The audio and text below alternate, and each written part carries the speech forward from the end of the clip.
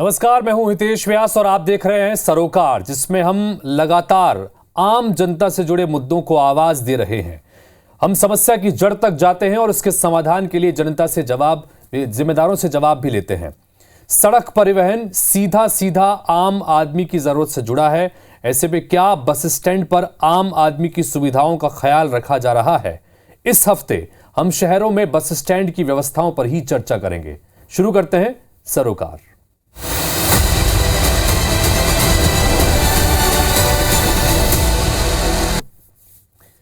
तो शहरों में बस स्टैंड के निर्माण को लेकर करोड़ों खर्च किए जाते हैं, लेकिन यात्रियों को बेहतर सुविधा मिल सके, ऐसे ही करोड़ों खर्च करने के बाद में रायपुर में अंतर्राज्यीय बस स्टैंड बनाया गया। लेकिन रखरखाव का अभाव और जिम्मेदारों की नजरअंदाजी के चलते ये बस स्टैंड अब बदहाल होने की स्थिति में पहुंचने लगा है। देखिए जरा।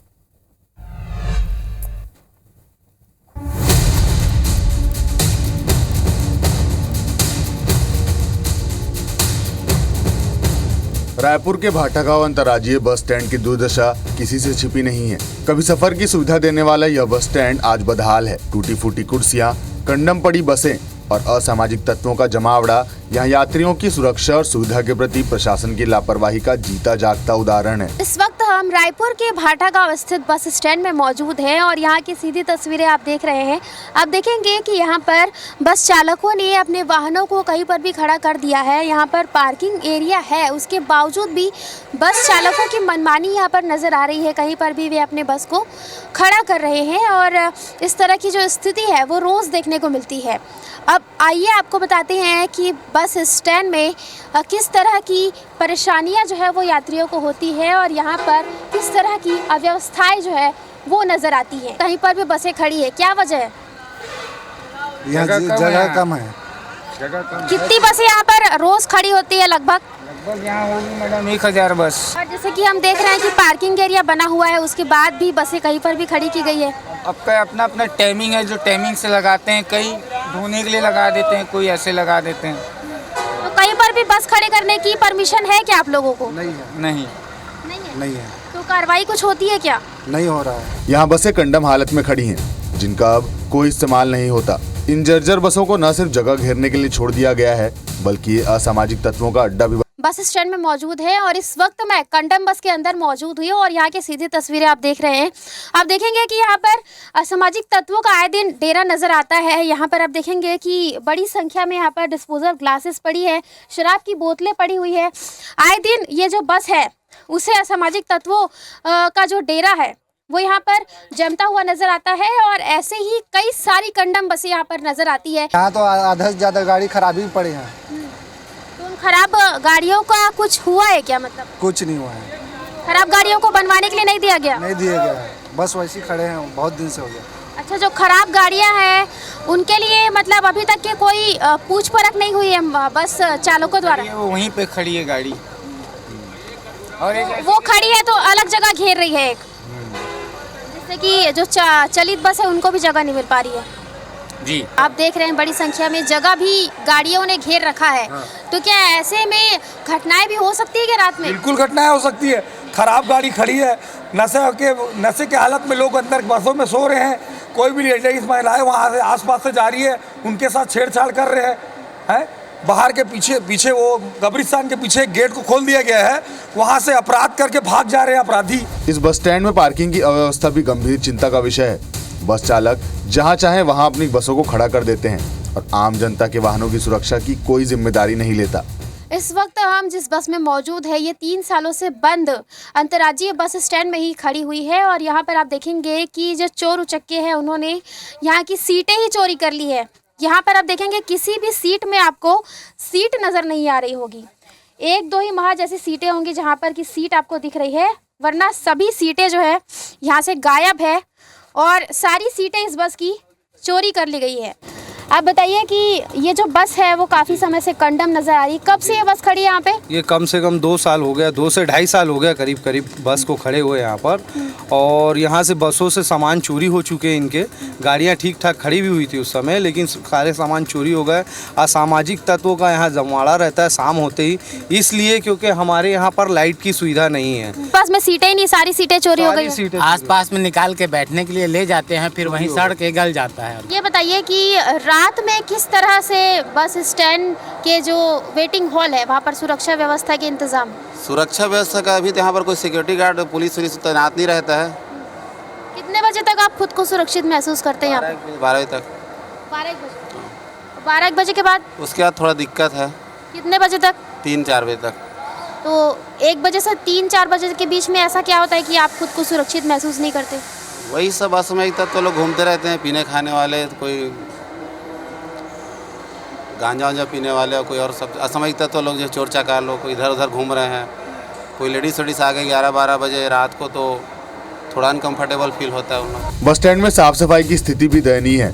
टॉयलेट की गंदगी के कारण यात्री इनका इस्तेमाल करने से बचते हैं। वेटिंग हॉल की कुर्सियां टूट चुकी हैं और यात्रियों के लिए बुनियादी सुविधाओं की कमी हर तरफ महसूस होती है। सुप्रिया पांडे, IBC 24, रायपुर। तो राजधानी रायपुर का ये अंतर्राज्यीय बस स्टैंड है। आपने इसकी बिल्डिंग देखी, चमचमाती बिल्डिंग है। करोड़ों रुपए खर्च करके इस नई बिल्डिंग को बनाया गया और यहाँ पर इस वजह से कि पंडरी बस स्टैंड में जो जाम लगता था उससे निजात मिल सके। लेकिन यात्रियों की सुविधाओं के लिए यहाँ पर चीजें तो बहुत सारी बनाई गई हैं, लेकिन उसको रख रखाव नहीं है, बदइंतजामी यहाँ पर है और इसी की वजह से ये धीरे धीरे बदहाल होने की स्थिति में है। और इस राजधानी रायपुर के अंतर्राज्यीय बस स्टैंड के बाद अब बात करते हैं मध्य प्रदेश के बालाघाट की।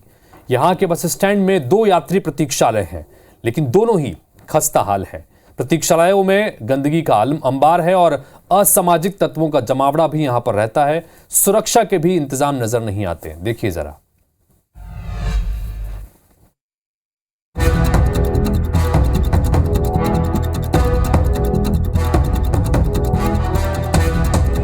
बालाघाट जिला मुख्यालय स्थित बस स्टैंड का हाल बेहाल है। इस बस स्टैंड में 2 यात्री प्रतीक्षालय मौजूद हैं, लेकिन दोनों ही खस्ता हाल हैं। यहाँ गंदगी का अंबार लगा रहता है। परिसर में मौजूद पान ठेले, होटल और अन्य दुकानदार अपने दुकान के कचरे को जमा करने के बजाय जहां तहां फेंक देते हैं। पूरे परिसर में चारों ओर गंदगी पसरी रहती है। बस स्टैंड में ऑटो रिक्शा और बसें जहां तहां खड़ी हो जाती हैं। आवारा पशुओं का जमावड़ा लगा रहता है, जिससे यात्रियों को आने जाने में दिक्कत होती है। सुरक्षा के लिहाज से भी यहाँ कोई व्यवस्था मौजूद नहीं है। बस स्टैंड में असामाजिक तत्वों का जमावड़ा होता है, जिससे दिन और खासकर रात में अप्रिय घटना का डर बना रहता है। इस वक्त मैं मौजूद हूँ बालाघाट के बस स्टैंड में, जहां अव्यवस्थाओं का आलम पसरा रहता है।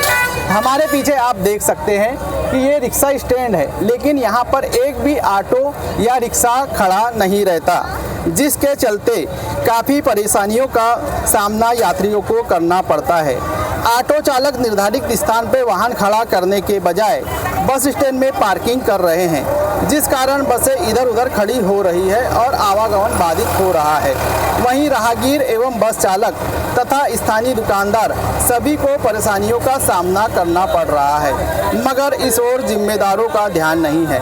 हालांकि बालाघाट के नवागढ़ कलेक्टर ने कुछ दिनों पूर्व बस स्टैंड का निरीक्षण किया और यहां की व्यवस्था सुधारने के निर्देश दिए हैं। बस स्टैंड परिसर में साफ सफाई का भी भारी अभाव देखा जाता है। यात्री प्रतीक्षालय में पूरे दिन गंदगी पसरी रहती है, पशुओं का जमावड़ा लगा रहता है। कूड़ादान नहीं होने के कारण यात्री यहाँ वहाँ कचरा फेंकते हैं, जिसके कारण गंदगी फैलती है। प्रतीक्षालय में यात्रियों के पीने के पानी के स्थान पर गंदगी फैली रहती है। बस स्टैंड में सुरक्षा को लेकर भी पुलिस पर कई तरह के सवाल समय समय पर उठाए जाते हैं। हमारे पीछे आप देख सकते हैं कि ये बस स्टैंड का यात्री प्रतीक्षालय क्रमांक 2 है, जो काफ़ी जर्जर स्थिति में है।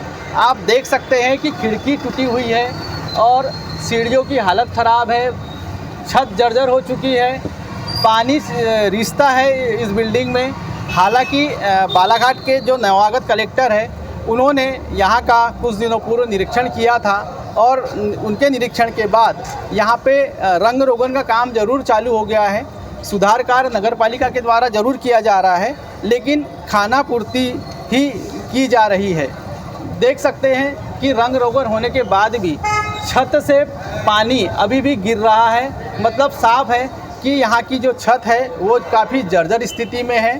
अगर बस स्टैंड के यात्री प्रतीक्षालय के आसपास की साफ़ सफाई की बात की जाए तो यहाँ पे गंदगी का आलम फैला हुआ है। गंदगी हमारी ये जैसे ये रोड पहले से बनी हुई है, इसमें क्या है पानी निकासी की व्यवस्था शुरू से नहीं की गई है ना, तो पानी जहाँ तहाँ जमा होता है। ये सब प्रदर्शित करता है कि नगर पालिका को जो स्वच्छता में रैंकिंग मिलती थी ये सेटअप से मिलती थी, ना कि सफाई से मिलती थी। बालाघाट की जो तस्वीर पहले थी आज भी वही तस्वीर है। हितेन चौहान, IBC 24, बालाघाट। तो सड़क परिवहन का सबसे सशक्त माध्यम बस को माना जाता है। यात्री बसों की सुविधाओं के तहत इस मकसद से इन्हें शुरू किया गया ताकि आम लोगों को अपने गंतव्य तक पहुंचने में आसानी हो। लेकिन बस स्टैंड जहां पर तमाम सुविधाओं की बात होती है, करोड़ों खर्च करके इंफ्रास्ट्रक्चर तैयार किया गया है, वहां पर इन सुविधाओं का अब रखरखाव नहीं है या बद इंतजामी है, जिसकी वजह से दिक्कतों का सामना लोगों को करना पड़ता है। इंडस्ट्रियल हब के रूप में तेजी से डेवलप हो रहे रायगढ़ शहर में अब तक एक सर्व सुविधायुक्त बस स्टैंड की स्थापना नहीं हो पाई है। बस स्टैंड के नाम पर आज भी वही पुराना ट्रांसपोर्ट नगर बस स्टैंड है, जहां हर दिन 200 से अधिक गाड़ियां आती जाती हैं। बिजली, पानी, सफाई जैसी बुनियादी सुविधाएं नहीं होने की वजह से यहां यात्रियों को हर दिन समस्याओं से दो चार होना पड़ता है।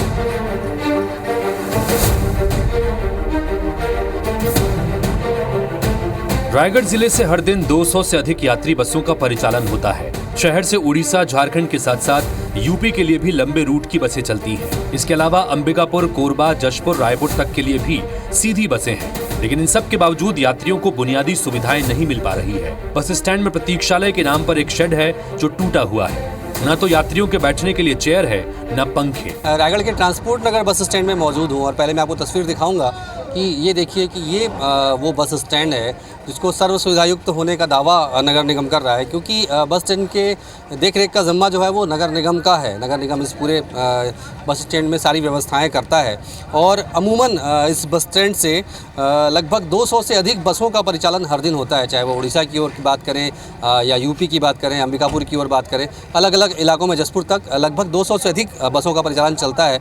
और उस वजह से अगर यात्री सुविधाओं की बात करें तो क्या कुछ सुविधाएं हैं, मैं आज ये तस्वीर आपको दिखाने जा रहा हूँ।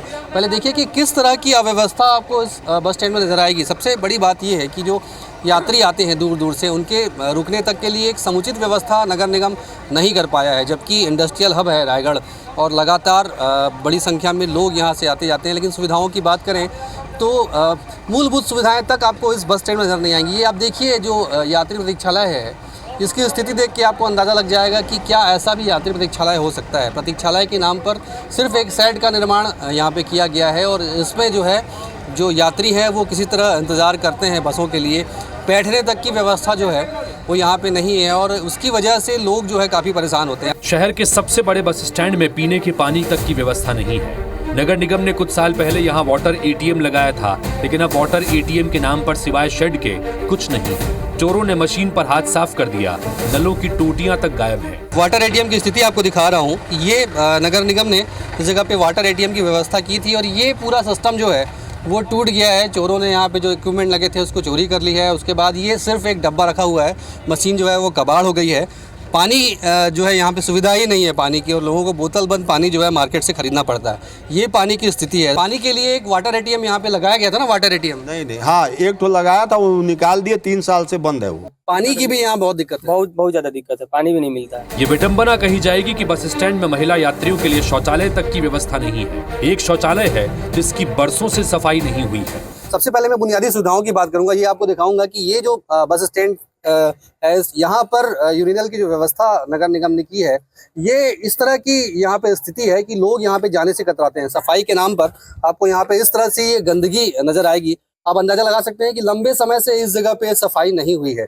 और अगर आगे इसकी और आपको तस्वीर दिखाऊंगा तो खास तौर पर पीने के पानी और बाथरूम तक की व्यवस्था जो है इस जगह पर नहीं है। ये आपको देखने में बड़ा घिनौना लगेगा, लेकिन आप देखिए कि इस जगह को लोग कैसे यूज कर सकते हैं। ये जो है महिलाओं के लिए व्यवस्था की गई है टॉयलेट की, और इस जगह पे अगर ये गंदगी है तो महिलाएं कैसे जो है यहाँ पे इस शौचालय को यूज करेंगी। तो ये बुनियादी सुविधाएं इस तरह की है यहाँ पे, और इस वजह से जो लोग हैं वो काफी परेशान होते हैं। अविनाश पाठक, IBC 24।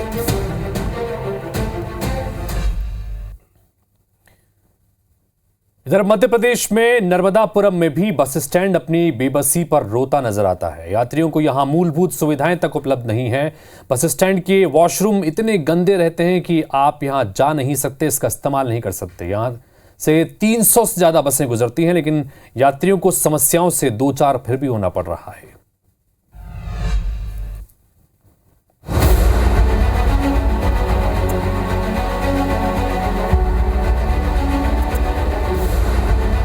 नर्मदापुरम में संभागीय बस स्टैंड है।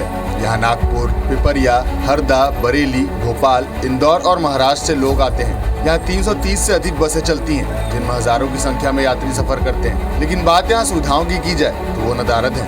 300 से ज्यादा बसें यहाँ पर प्रतिदिन आती और हजारों की संख्या में यात्री यहाँ पर यात्री बसों में निवास करते हैं। सुविधाओं की बात की जाए तो सुरक्षा सुविधाओं को यहाँ पर मेल बिल्कुल नहीं खाता। आप मेरे पीछे देखेंगे लगातार कि किस प्रकार से यहाँ पर यात्री प्रतीक्षालय में जो ये बेंच वगैरह जो लगाई गई हैं उस पर किस प्रकार से लोग सो रहे हैं। गंदगी का आलम है, आप पूरे देखेंगे किसी प्रकार की यहाँ पर जो है साफ सफाई नहीं है। और जो यहाँ पर आप देखेंगे पीछे पंखे वगैरह यहाँ पर जो लगा है पूरे पंखे बंद पड़े हैं। यह न तो सुरक्षा पर किसी का ध्यान है और न ही बस स्टैंड के रखरखाव पर। वर्षों पुराना एक प्रतीक्षालय बना हुआ है जिसमें ना पंखे चलते हैं और ना ही लाइट। सुविधाओं के नाम पर यात्रियों को स्वच्छ पीने का पानी तक यहाँ नहीं मिलता। जिस पानी की टंकी से यात्री पानी पीते हैं उसकी सफाई कब की गई थी ये किसी को नहीं पता। आप मेरे पीछे देख रहे हैं कि संभागीय मुख्यालय पर सिर्फ एक टंकी बनी हुई है जो टंकी भरा दी जाती है और उसमें 3 नल लगे हैं। 3 नलों से भी दुकानदार जो है अपने कुप्पे भरते हैं। तो कहीं ना कहीं यदि किसी यात्री को पानी पीना होता है तो ये कुप्पों को हटाकर उनको पानी पीना पड़ता है और उस समय विवाद की स्थिति निर्मित होती है। दुकानदार कहते हैं हमारे कुप्पे ना हटाएं, उसके बाद यात्री जो है यहाँ से पानी भर भी अपने नहीं पाते हैं। आप बाजू में यदि देखेंगे तो नलों के बाजू इतना गंदगी करके यहाँ पर लोगों ने रखी है। दुकानदार है, लगातार गंदगी का आलम है। नगर पालिका गंदगी पर भी कोई ध्यान नहीं दे रही। सुविधाओं के नाम पर पूरे प्रतीक्षालय में 3 पंखे लगाए गए हैं, लेकिन तीनों पंखों की बात करें तो गर्मी से ये पंखे बंद पड़े और अभी भी लगातार बंद यहाँ पर है। आप पीछे भी देखेंगे जो पूरी लाइट है वो लाइट भी यहाँ पर बंद रहती है। और कहीं ना कहीं देर रात पर यदि महिला यात्रियों की बात करें तो महिला यात्री इस प्रतीक्षालय में आने से डरती हैं क्योंकि असामाजिक तत्व यहाँ पर लगातार अपना डेरा जमाए बैठे रहते हैं। आसपास नालियों में गंदगी का अंबार है। प्रतीक्षालय में गंदगी और असामाजिक तत्वों का डेरा लगता है, जिसके कारण स्कूली छात्राएं संभागीय बस स्टैंड पर लगे एक पीपल पेड़ के नीचे ही बैठकर अपनी बस का इंतजार करती हैं। हमने जो प्रतीक्षालय को देखा है तो प्रतीक्षालय में कहीं ना कहीं असामाजिक तत्वों का डेरा, गंदगी का आलम लगातार बना हुआ है, जिसके कारण यात्री जो है यात्री प्रतीक्षालय में न जाकर इस पीपल के पेड़ के नीचे बैठते हैं और बसों का इंतजार करते हैं कि जब हमारी बस आएगी तो हम फिर बस में सफर करेंगे। यहाँ तो ये ऐसे वो जानवर सो रहे हैं, ऐसे जानवर सो सकते हैं तो आदमी तो बैठ नहीं सकते, बदबू आती है, पंखे नहीं है, ये जाले लगे हुए दुनिया भर के। साफ सफाई होना चाहिए, प्रतीक्षालय होना चाहिए, बैठने की व्यवस्था होना चाहिए, साफ सुथरी गाड़ियां होना चाहिए, यानी जो डिजर्व करती है पब्लिक वो मिलना चाहिए उन्हें। बस स्टैंड पर 4-4 सीसीटीवी कैमरे तो लगे हैं, लेकिन ये बंद हैं। यात्रियों को छोड़ने वाले परिजनों के वाहनों को खड़े करने की पार्किंग व्यवस्था भी यहाँ नहीं है। एक पुलिस चौकी तक इस बस स्टैंड पर मौजूद नहीं है और न ही किसी पुलिस वाले की यहाँ ड्यूटी लगती है। रात में महिलाओं को अपनी सुरक्षा का खतरा बना रहता है। अतुल तिवारी, IBC 24, होशंगाबाद। तो इसी के साथ फिलहाल इस बुलेटिन में इतना ही, लेकिन सरोकार में इस पूरे हफ्ते हम लगातार आपको मध्य प्रदेश छत्तीसगढ़ के अलग अलग बस स्टैंड्स के वहां के हालातों के बारे में आपको रूबरू कराएंगे कि आखिर जो दावे होते हैं उनके इतर जमीन पर वहां पर किस तरह के हालात हैं और ऐसे हालात क्यों हैं, ये हालात कैसे सुधरेंगे, जिम्मेदारों से सवाल भी करेंगे। नमस्कार।